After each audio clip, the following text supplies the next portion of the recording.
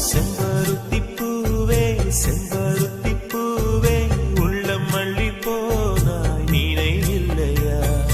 கண்கள் அறியாமல் கனவுக்குள் வந்தாய் மனசுக்குள் நுழைந்தாய் நினைவில்லையா உன்னை சுற்றி சுற்றி வந்தே நினைவில்லையா